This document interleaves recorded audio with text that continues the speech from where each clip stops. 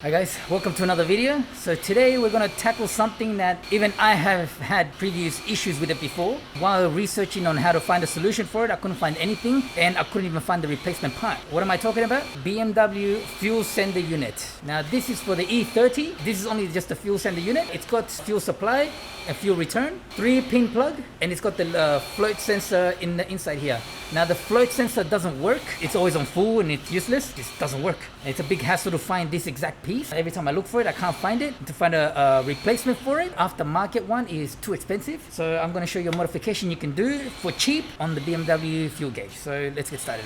Alright, now we're going to start by disassembling the actual fuel sender unit. Now how do you pull this thing apart? Usually these tabs are locked into place. So you pull these tabs apart and then you have one little nut right there. I have no idea what size it is because I don't have a socket that fits, so I just use some long nose pliers and I undo it. Rotate it until it comes off. Yep, just like that. Then this bottom part should come off. This is where the filter usually sits, but for some reason these filters just perish away and end up in the tank. So yeah, before you do this, make sure you clean out your tank. Anyway, you can pull this off now, just like that. And then this little tube thing can slide right out like this. Nice and easy. Now here you have, like I mentioned before, this is the fuel supply.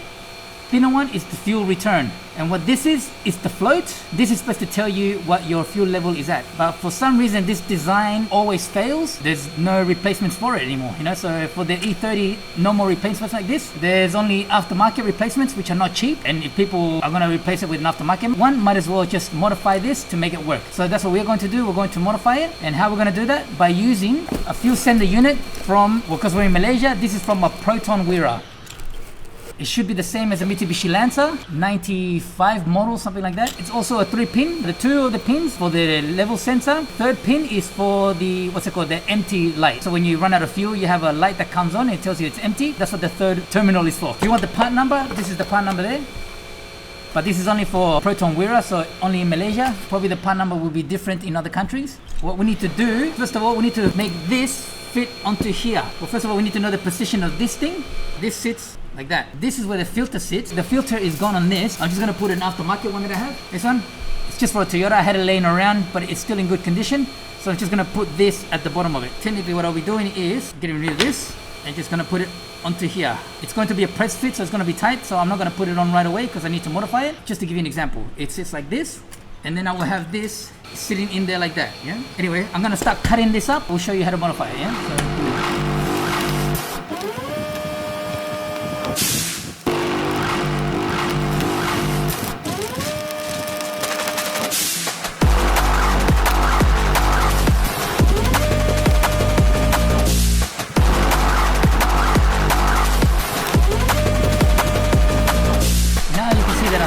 the whole thing, the 3 little wires that actually make the connection to the top here. Then I remove this center piece. It actually unscrews, but it's so rusted that it just cut off, so I just cut it off in the end. It doesn't make a difference at all. It's just that if I try and put it back together, it's not going to happen, but I don't plan to anyway. I've removed everything and we are left with this now. Now if you notice, I actually cut the wires on the top there because these are the connections for these top 3 wires. So I'm going to continue utilizing these to make sure I wire this up correctly. Now, remember when you assemble this thing, to put it into the tank, you have no more than this amount of room. So this thickness. All right, so if we're going to modify it, we have to make sure we modify this to fit in here to be around the same thickness. Otherwise, it's not going to go into the hole for the tank. In order to do that, what I'm going to do, I want to have this sitting sort of next to it like that. So I'm going to drill 2 holes on this side, 1, 2 there. Then I can slide this down into the shaft to as high as I want to put it. And then from there, I'm just going to weld it, put a couple of tack welds onto the pipe so it stays there. That should be done. After that, it's just the wiring. So I'm just going to make a couple of connectors from here to there. That's it. I'm going to get to drilling now and drill these holes here and then continue on from there. Of course, once I drill the holes, the excess metal that's all around this area, I'm just going to cut it. Don't need it. I'll get that done and then I'll start recording again.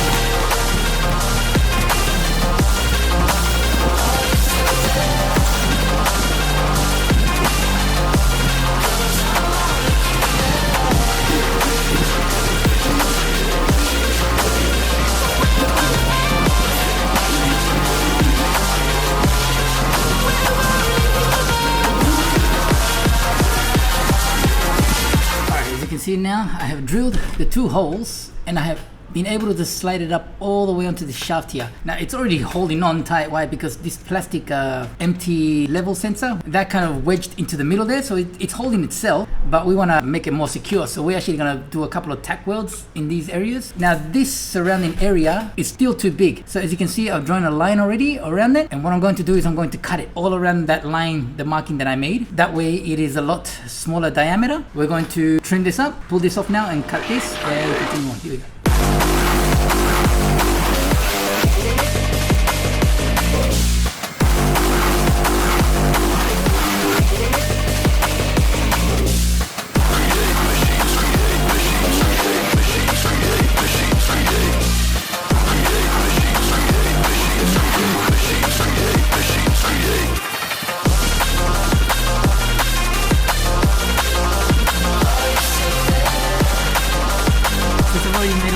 On this, cleaned it up again, you know, I'm gonna start working on this. Now what I need to do now is I'm gonna use the same little sections where the wires came down from, and I'm just gonna solder some wire onto that and then just bridge the wires from here onto here. We're gonna solder it all together. It should function after that. So here we go.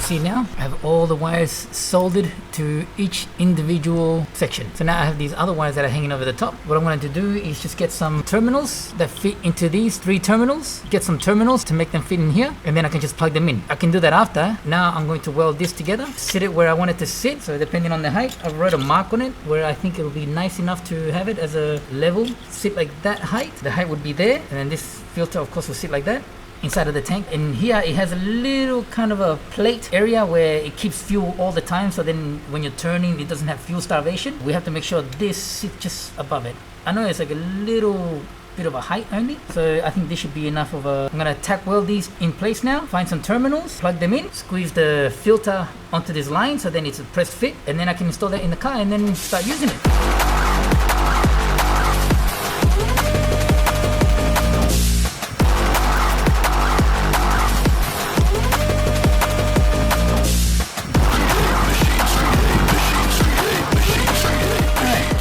See, I just made a couple of tack welds there and there, and that is enough for it to hold for the leveling sensor. That's all I need. So now I'm just going to install the filter on the bottom here. It's going to be a very tight fit. Need to do the wiring, and done. This piece will be ready to go into the car. I'll finish that off. I'll show you how it works when we have it in the car.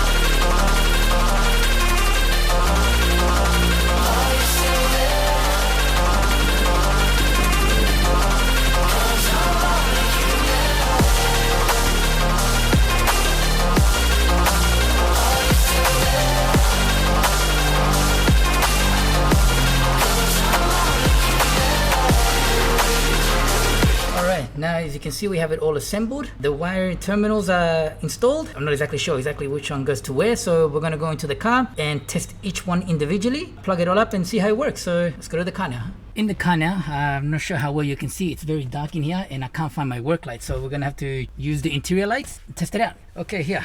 The plugs have already broken. Well, actually, it was already broken, so no choice but to completely break it off. I kind of remember how everything goes. The brown one goes on the top to the number 1, I think it says on it. And then you have one that says G and then W. Test it out, see what we come up with. Now we're gonna turn on the ignition. And let's see, we have the anti-light on. The gauge is working, but we haven't the empty light coming on for some reason. Something is touching. Yeah, so the gauge thing is working 100%. Let me see if I can point the light towards, oh, sorry, not the light, the camera. Okay. You see the fuel gauge, right? It should be on empty now. I'll raise it all the way up to full and to empty. So this little device is working. Now I just need to work out why it's doing the negative. So I'll work that one out and then I'll continue recording again. All right, here's what I've worked out. The Proton Weir fuel level sensor, it works with two terminals which read the top and the bottom, so technically it fluctuates between that. And then the third one is just an earth. So since I've welded it onto the BMW fuel sender unit, it's already earthed out, meaning the warning light stays on all the time. I'm going to eliminate the warning light altogether. Don't need it. I mean, we can see the fuel level already now with this sensor working properly. So I'm just going to eliminate it. I'm going to cut it from here. The earth is already earthed out with the car, so level sensor unit should work, but no warning light, which is good enough for me. Yeah, I'm going to install this in the car, start the car up, run the car, and then see how she works.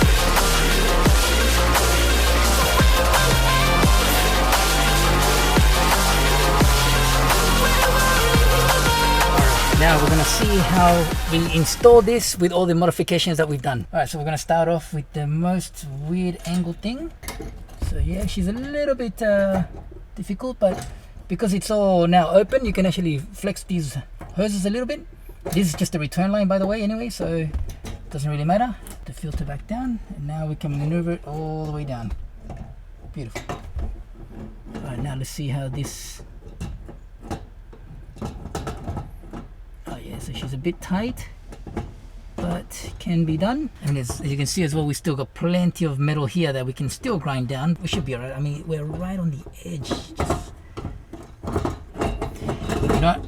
I'm just gonna pull this out, grind this section down a little bit more, and then it should slide in easy. So I'll come back in 1 minute. All right, I've done the grinding down of these edges here. As you can see, I'm not sure if you can tell on camera, but it's actually a lot more rounder and smaller. So let's try and attempt to put this back in again. Yeah, here we go. So we put the leveling sensor first, or the lever.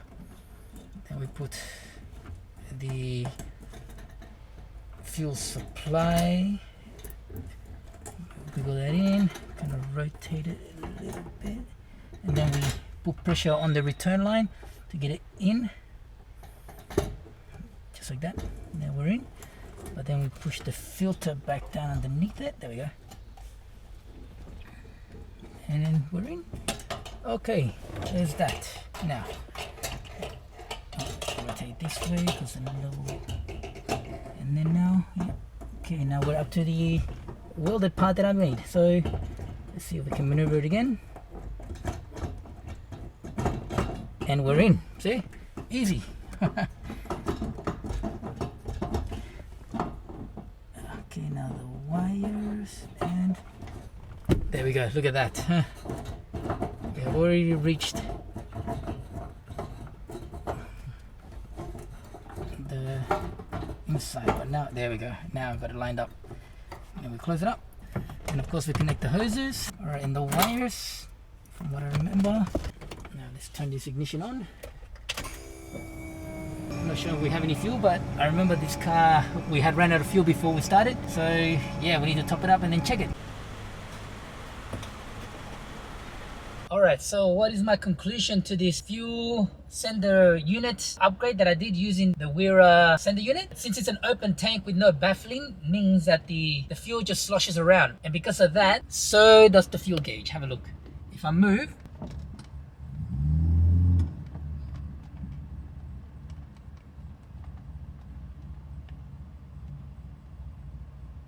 so that is the only issue with the fuel gauge. But besides that, it works. It tells you how much fuel you have, only when you're on standstill. If you're moving, no chance. I think it's good enough though. So hope you guys enjoyed this video. Remember to like and subscribe, and leave me a comment if you want to see more DIY things that you can do to repair your classic car when no parts are no longer available. Hit me a comment. Thank you, that is all.